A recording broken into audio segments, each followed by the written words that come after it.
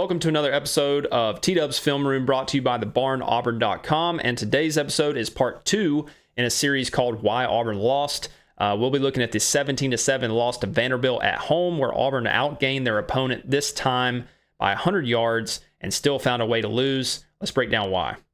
All right, now I've got 5 factors. So if you haven't watched, basically the first iteration of this series, we broke down the Oklahoma game. Go back and watch that when you have time. But I've got 5 factors basically that led to Auburn losing. But this first look that we're going to do is actually a positive. We're going to look at like the young defensive players and the game plan as a whole, and really just kind of give everybody credit here between the players and Durkin and the staff. Vanderbilt does a lot of just imbalanced, unbalanced, just creating leverage, and it's a lot of read option type stuff. Basically, you have to be really, really sound in what you're doing.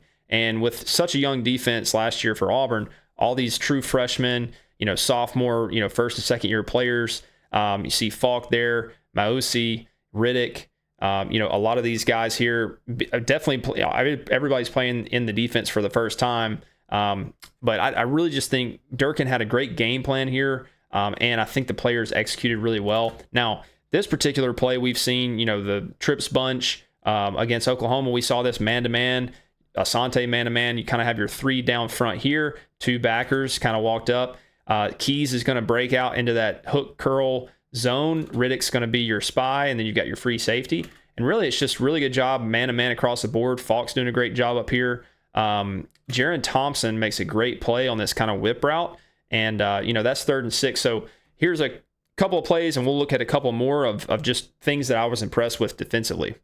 All right, here's another one, kind of an interesting look. So you've got, no tight end here. You got a tight end on the ball, twins, and then kind of a 2-back set. And they're going to run basically like a front side kind of power read here. They're going to be reading DeMarcus Riddick, the end man on the line of scrimmage.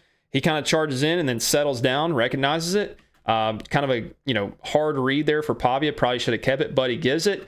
And then Riddick makes a great play in space and gets the guy down for a tackle for loss. Great play. All right, here's another one, 3rd down. A little bit of a different look, kind of an inverted look almost of what we saw last time. But you basically got, ends. This is Keys, Crawford, Falk, Bobby Travis. You got Riddick here in the A-gap, head up, or not even the A-gap, just head up the nose. He's going to act like he's rushing, then drop out. It looks like we're going to kind of let our edge guy here to the boundary crash inside and then let Riddick play the spy over top. But we've got man-to-man across the board, and Crawford down here is absolutely locking these dudes up. He had a great game. All right, now we're going to look at these 3 plays here, this entire sequence. All right, Amaris Williams doing a great job. All right, just, point of attack control, locking the dude out, locking his arms out, disengaging. Riddick here cleaning this thing up for a tackle for loss. Really, really good work there. All right, from 2 true freshmen, ballers. You see Blockton in there as well. So that's play 1. All right, play 2 is another good one as well. They're going to kind of try to spread us out a little bit. We're already good here. 3 or 4-man rush. All right, so you can see that play out. Now it's actually a 5-man rush, a little fire zone or man-to-man. He takes the one-on-one.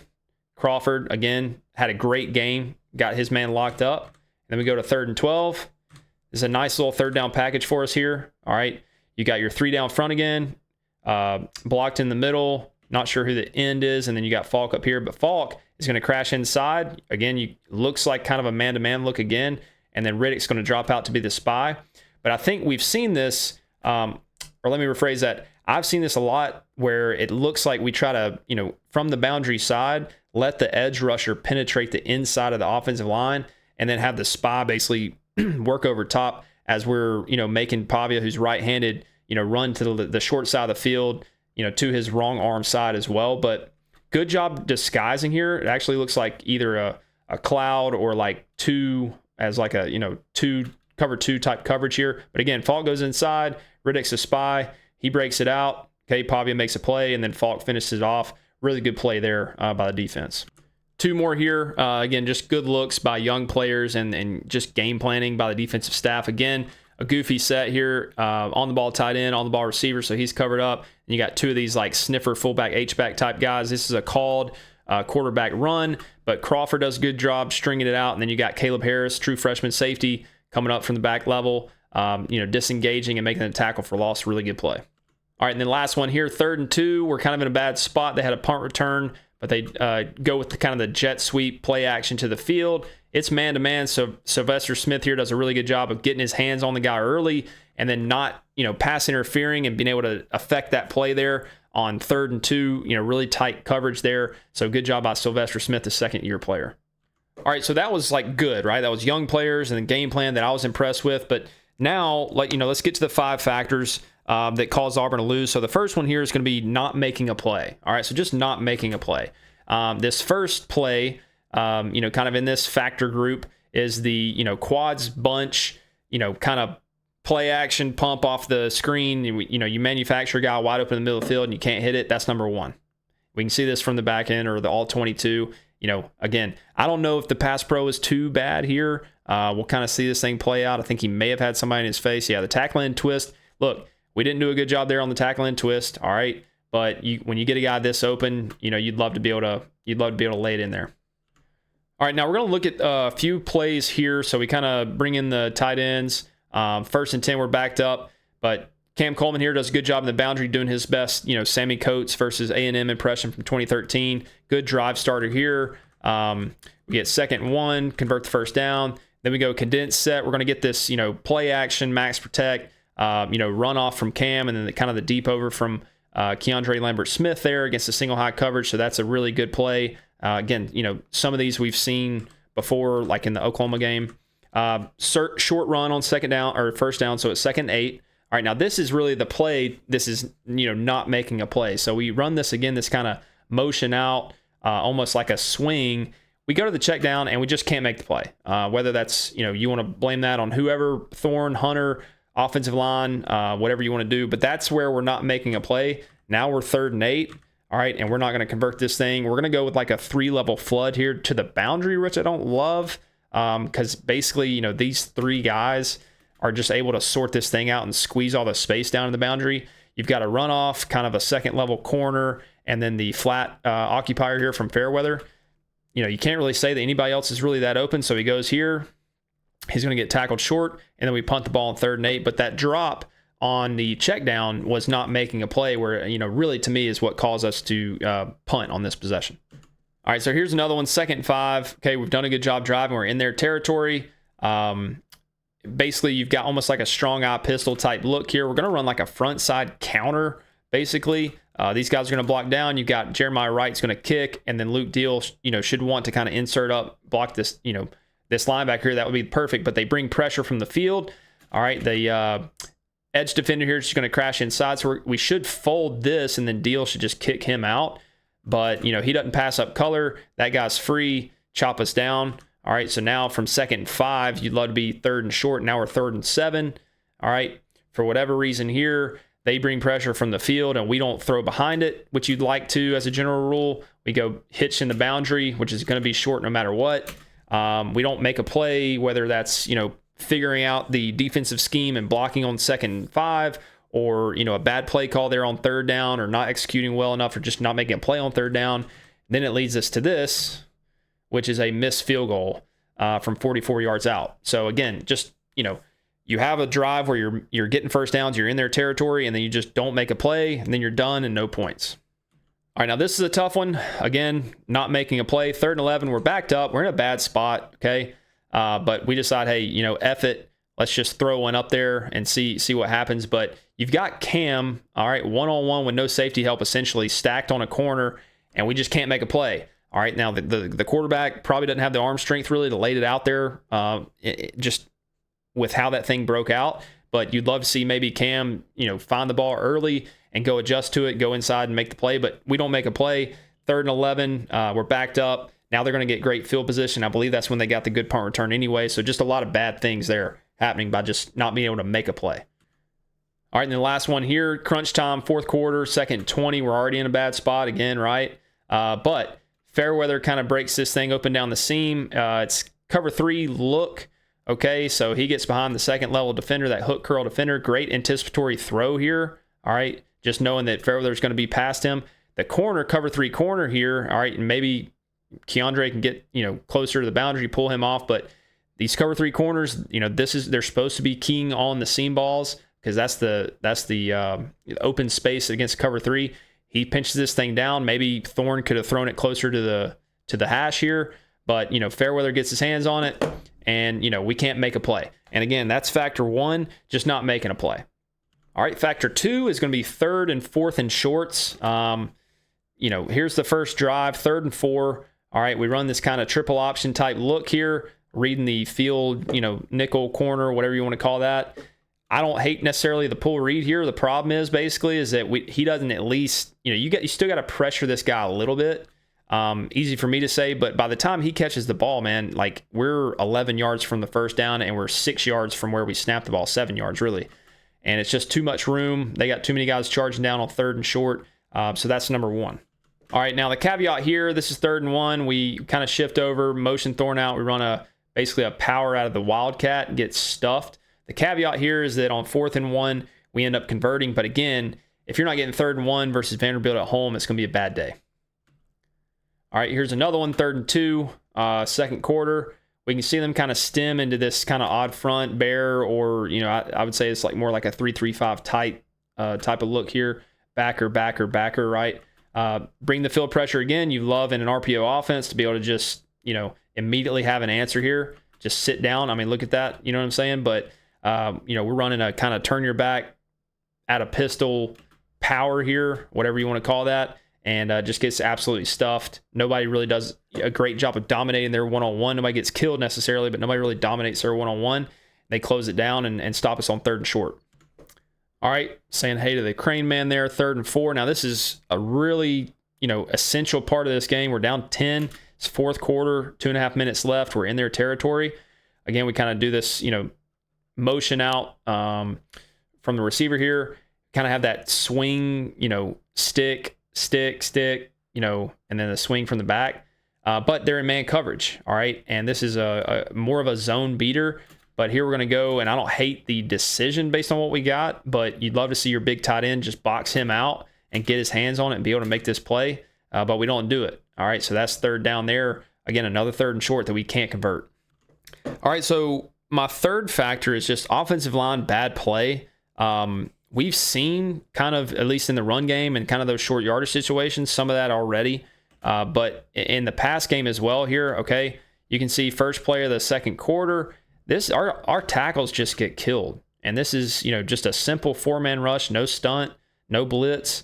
And our right tackle gets absolutely, driven back into the quarterback's lap. Now, again, you'd love a quarterback to be able to make a play here. Just manipulate the pocket and be able to get that to his check down to the back to the field there, but he can't do it. But just a really bad job by the right tackle on that play specifically. All right, now here we got 2 timeouts and 40 seconds before halftime. They've gotten a couple first downs. They're around middle of the field, but you'd love to go up, get some points and be leading going into halftime, right?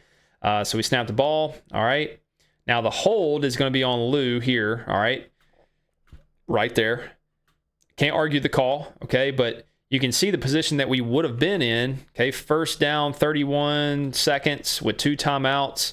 And we're on, the 39-yard line. That would have been a pretty good opportunity there to get some points. But, we get the holding call that backs us up. All right. Very next play, we've still got 2 timeouts, 31 seconds. We're still somewhat near midfield. So, they're thinking, hey, man, maybe we can, bust one out here, give it a shot. The right tackle again, same matchup, almost same result. They push Thorne up inside. And then the, just the interior pass rusher here, he wins with quickness over Jeremiah Wright. It's a sack. At this point, we're done with the half. The right tackle's hurt, and they're just going to, say, screw it, take a knee, and go to halftime. All right, our 4th factor is going to be bad play calls. I'm putting this on the coaches. All right, this particular factor, I'm putting this one on the coaches. All right. So here we can see. Here, let's back this up a little bit. Okay, we got the 4th down conversion or 3rd down conversion here with the bunch motion. All right, the little swing pass there. So we got the conversion. All right. We're only down 3. It's at the beginning of the 4th quarter. Okay, no need to panic here. We've gotten a couple of first downs. We converted that 3rd down. And, we'll see this later. This is the time where we think, based on landmarks, based on, time, whatever charts or whatever gut feel, whatever blend of that is where we want to call these trick plays, But here, I think there's a rule where if a player that's not the quarterback, basically if the second player touching the ball can't throw the ball out of bounds, or it's intentional grounding no matter what. So now Hugh's pointing at somebody. There's nobody open. Okay, they show the all 22, right? We got kind of give a stalk and go, maybe a throwback option. But, I mean, there's just nobody open. All right, so there's nobody to throw the ball to, nothing to do. I'm chalking that up to a bad play call. All right, here's my second, issue basically I had. We don't get the third down. We kind of saw this one earlier. That's where Rivaldo can't make the play. 3rd and 4. Look, the dude's already missed field goals. It's 52 yards. It's 4th and 4. We're down 10 with 2.5 minutes left. There is no point in trying this field goal attempt. All right, he's not going to make it. He doesn't make it. I don't know what you get out of that anyway. He makes it. We're still down 7. You're still going to have to, use the 2-minute warning and 3 timeouts. You're still going to have to, stop them, get the ball back, and go score again just to tie the game up. You go for that right there in that situation. So I thought that was a bad play call. All right, here's the last one, and honestly, kind of the reason I don't feel that bad about making this a factor. 3rd and 7. All right, we've used the timeout. All right, so we've got 2 timeouts left. It's, 6 seconds before the 2-minute timeout. All right, the tackle is made with 1 second. We call a timeout. We're basically going to use one of our last 2 timeouts to save 2 seconds off the clock. All right, Hugh, said at the end of the game press conference he shouldn't have done it. Okay. I would have liked him even to admit more how bad that was, such a bad decision from a head coach, because now essentially what's going to happen is they're going to punt this thing. It's 148. Now, when there would have been a timeout anyway, that's when the 2-minute timeout's taken. So those 3 to me were really bad play calls that really hurt Auburn. Now, this one you can argue, maybe it didn't matter, but that's just bad game management there. All right, now my last factor, number 5, and this will be a quick one. It's just enough Pavia, man. Like, there was just enough, okay? Look, they only scored 2 touchdowns, and they had a punt return that gave them essentially the field goal that they had. So they basically had 2 drives. So here's the first one. Again, it's 0-0 in the first quarter. All right, first play coming out. Again, this kind of goofy stuff. All right, you've got, nobody backside because we motioned the 2 guys over. You got a on-the-ball tight end that's covered up, so he's ineligible. And you're basically just running a sprint-out flood. All right, that, at this point, because of the pre-snap motion, we're just kind of out-leveraged here and out-man. We don't sort this out properly. I would have said he probably has 2 going vertical just by the way this thing broke out, but he's wide open. All right, and Pavia finds him. Kayan sticks him pretty good from all the way on the other side of the field, but this is the beginning of a scoring drive here, all right, where Pavia makes just enough plays to get the ball in the end zone. All right, our defense does a pretty good job. Now that's, a bad matchup for us. Asante on their linebacker, who's pretty dang good. Eli Stowers. We play some good defense. 2nd and 10. I'm kind of skipping through this. All right, we get them to a 3rd down. And then, they have their Pavia play. They go empty. We're man-to-man, all right, as we have been. But down here, here's the matchup. You've got Asante, a linebacker, on a running back. They're going to give him enough time, okay, to essentially kind of run, not necessarily a double move, okay, but he kind of gives him a little inside and then gets over the top. Pavia steps up, lets it go, and that's a touchdown. All right, so that's the first drive, the scoring drive. We'll look at the second one in a second. All right, we're not going to look at everything that happened here, but, at this point in the game, it's 10-7 Vanderbilt. They have the ball, obviously, at the 22-yard line. They're about to have a 9-minute and change touchdown drive to go up 17-7 with, whatever amount of time, 4 minutes or so. And that's really what does Auburn in this case. And again, we're not going to sit here and watch every play on this drive, but, if I just kind of skip through this thing, you'll see they just keep falling forward. Pavia just keeps, making plays. They don't get any, penalties that really set them back. They just keep going forward, 3rd and short, and they just keep, chewing this thing all the way down the field. Now, at the end of this drive, okay, we get a personal foul. I think Falk for jumping over the snapper, all right, on the field goal attempt. So Auburn would have gotten the ball back, only down 13-7.